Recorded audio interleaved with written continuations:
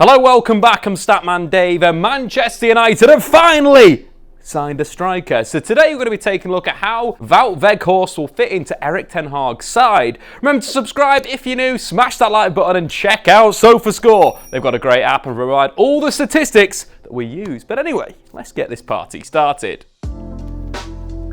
After agreeing a loan deal with Burnley, Manchester United have drafted in Dutch international Wout Weghorst. Weghorst is a big physical target man, but with impressive mobility, very good technical skills and a grafter. The Dutchman could be a shrewd short-term signing. Recently, we did a video taking a look at why Weghorst to United made sense, which focuses more on his attributes rather than Manchester United. So today, we're going to be taking a look at how he fits in tactically. Under Erik Ten Hag, Manchester United have used a 4-2-3-1, but in possession, Christian Eriksen takes up more advanced positions, resembling more of a 4-3-3. The structure is fairly flexible, depending on personnel, but generally the wingers take up high and wide positions. The fullbacks support attacks capable of both inverting into central spaces and overlapping into wide areas, all whilst Casemiro holds the shape together at the base of midfield, operating as the pivot and protecting against the transition. United's 9 outfielders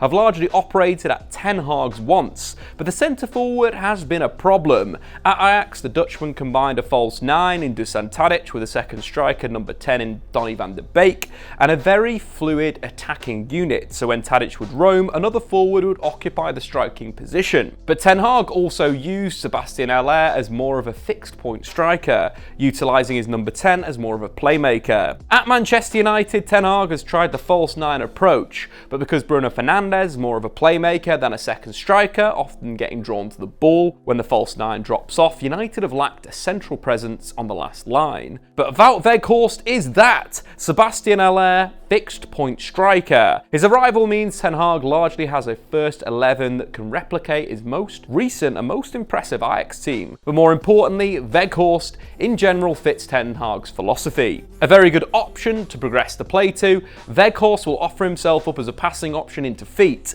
His size and strength allow him to pin or hold off defenders, whilst his good technique and experience playing as a focal point sees Weghorst accurately move the ball onto teammates. However, standing at 6'5", Weghorst provides an option for long balls. In particular, this can be effective when playing out of the back, when the opposition have squeezed high, and cut off all the short passing options. To create these situations, the opposition will generally have to go man-to-man, creating huge space for the forwards. Adding Weghorst's ability as a target man here will allow United to aim for him with their clearances, creating more faux counter-attacking situations. Consequently, this variation will force the opposition to guard against this, committing fewer players to the press and making it easier for United to play through. In the final third, Weghorst will make United produce more meaningful shots.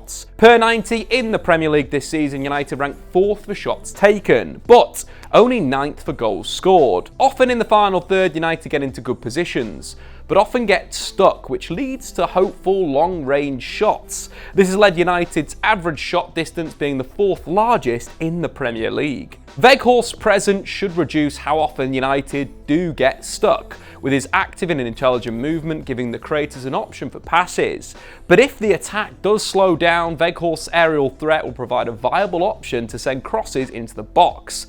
Again, United ranked poorly in the Premier League this season for crosses, with only Crystal Palace delivering fewer in the competition. This is a valuable route to goal that United have been unable to utilise this season, with only 3 of the 4 teams who lead the Premier League this season for most crosses completed also being 3 of the top 4 goal scorers in the league. Meanwhile, his link-up play should improve the Reds, knitting attacks together and creating a central focal point. Whilst all of United's attacking options should improve with a natural striker leading the line, Antony in particular will benefit from his arrival. At Ajax, the Brazilian formed an excellent relationship with Sebastian Haller, assisting him 3 times in last season's Champions League, a partnership only bettered by Real Madrid's Vinicius Jr. and Karim Benzema. Antony is a very good player, but his start to life in Manchester has been a little bit one-dimensional. Antony is a fantastic winger that can do a bit of everything, but so far for United, Antony has mostly tried to receive the ball to feet, beat his man and then cut inside. Given his trickery and ability to create a yard for himself, this is fine, but I want to see more of the Antony at Ajax, who would use his speed more often, hitting the byline, on the dribble and making goal-scoring runs from out to in. Even if these moves don't come off, they'll make Antony more unpredictable,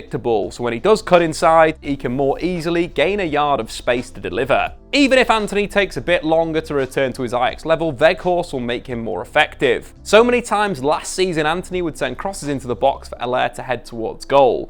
This duo most notably combined through this against Borussia Dortmund, with Erik pinning Akanji with his strength as Antony sent an accurate cross in towards the striker who headed past the goalkeeper. Weghorst could provide a very similar option. Maybe not as physical as Erik, Weghorst is still a powerful aerial striker with good movement that could give Antony more purpose in the final third. In fact, Weghorst combined with Renato's Statman for a very similar goal against Cologne, with Statman picking up the ball on the right flank, drawing in the defender, then cutting inside and sending a great cross into Weghorst at the back post, who used his movement to create separation rather than physical strength. Antony could do exactly the same. Once he gets an understanding of Weghorst's movement, expect a lot of chances from crosses. Even without Antony, United's fullbacks should benefit from Weghorst as a target in the box. Tyrell Malacia and Luke Shaw and Diogo Dalot are all very good technicians, with United's first choice fullbacks accurate crossers. Having Weghorst as a physical presence should see their attacking output improve. Wout Weghorst's attacking movement will also help Christian Eriksen and Bruno Fernandes. His back post starting positions create an easy target from crosses from the inside channel,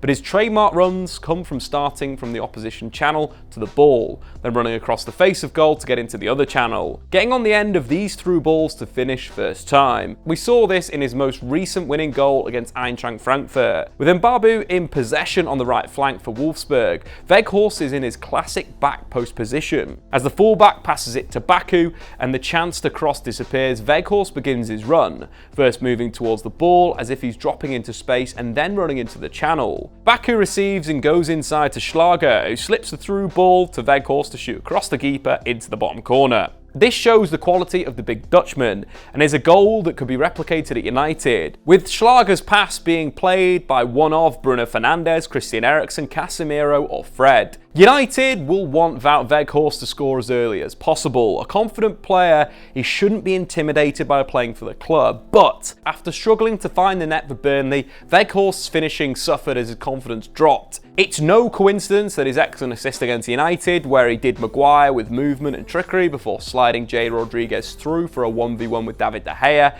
came in his second appearance for the Clarets. But with United creating a lot more chances per game than Burnley did last season, I'm confident Weghorst won't struggle the same. However, don't expect it to be plain sailing for the rest of the season. Manchester United will come up against tough opposition or have off days when Ten Hag's plan A isn't working. Fortunately, Weghorst also improves Ten Hag's plan B. Against Real Sociedad, Ten Hag needed a goal and went all-out attack, sacrificing a centre-back for a striker and switching to a 3-3-4. This shape allows for the same positional approach play, but with an even bigger emphasis on creating 1v1s in the wide areas, and has an extra striker for more attacking threat. Weghorst's skill set makes him ideal to do this, so don't be surprised to see this shape when Ten Hag needs a goal. With 8 goals and 4 assists in 16 Turkish Super League appearances for Besiktas this season, as well as 2 goals against Argentina at the World Cup, Wout Weghorst will be full of confidence, and whilst he might not be the first choice striker target, the Dutch international is a big improvement on what Ten Hag currently has at Old Trafford. But anyway guys, what do you think? Will Wout Weghorst be a success at Manchester United?